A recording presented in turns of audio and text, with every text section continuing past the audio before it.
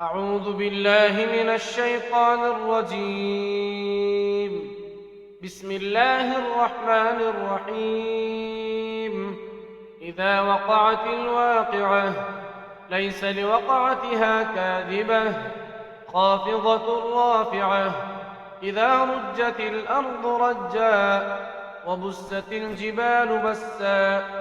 فكانت هباء منبثا وكنتم أزواجا ثلاثة فأصحاب الميمنة ما أصحاب الميمنة وأصحاب المشأمة ما أصحاب المشأمة والسابقون السابقون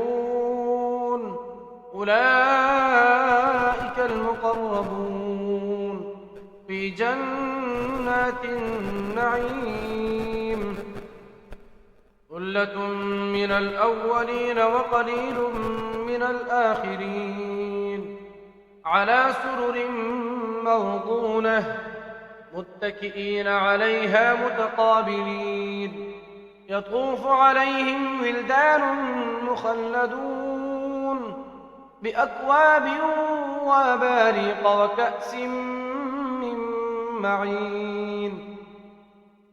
لا يصدعون عنها ولا ينزفون وفاكهة مما يتخيرون ولحم طير مما يشتهون وحور عين كأمثال اللؤلؤ المكنون جزاء بما كانوا يعملون لا يسمعون فيها لغوا ولا تأثيما إلا قيلا سلاما سلاما. وأصحاب اليمين ما أصحاب اليمين في سدر مخضود وطلح منضود وظل ممدود وماء مسكوب وفاكهة كثيرة لا مقطوعة ولا ممنوعة وفرش مرفوعة إنا أنشأناهن إنشاء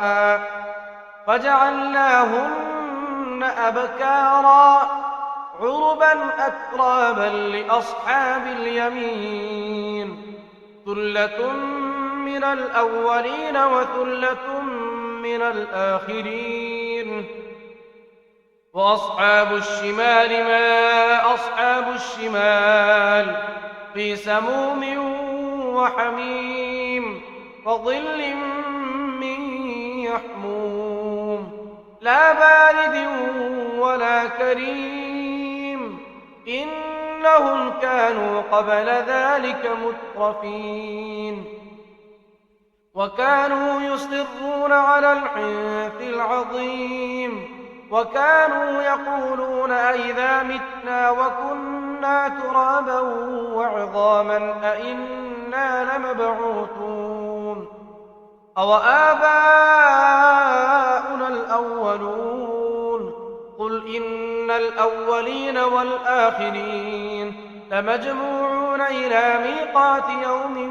معلوم ثم إنكم أيها الضالون المكذبون لآكلون من شجر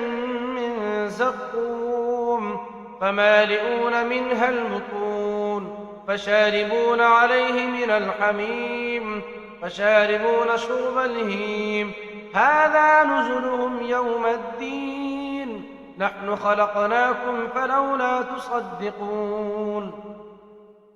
أفرأيتم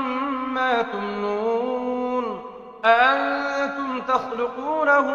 أم نحن الخالقون نحن قدرنا بينكم الموت وما نحن بمسبوقين على أن نبدل أمثالكم وننشئكم فيما لا تعلمون ولقد علمتم النشأة الأولى فلولا تذكرون أفرأيتم ما تحرثون أأنتم تزرعونه أم نحن الزارعون لو نشاء لجعلناه حطاما فظلتم تفكهون إنا لمغرمون بل نحن محرومون أفرأيتم الماء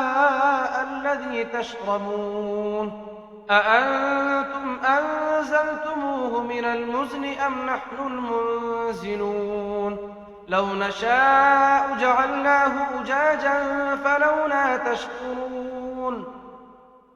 أفرأيتم النار التي تورون أأنتم أنشأتم شجرتها أم نحن المنشئون نحن جعلناها تذكرة ومتاعا للمقوين فسبح باسم ربك العظيم فلا أقسم بمواقع النجوم وإنه لقسم لو تعلمون عظيم إنه لقرآن كريم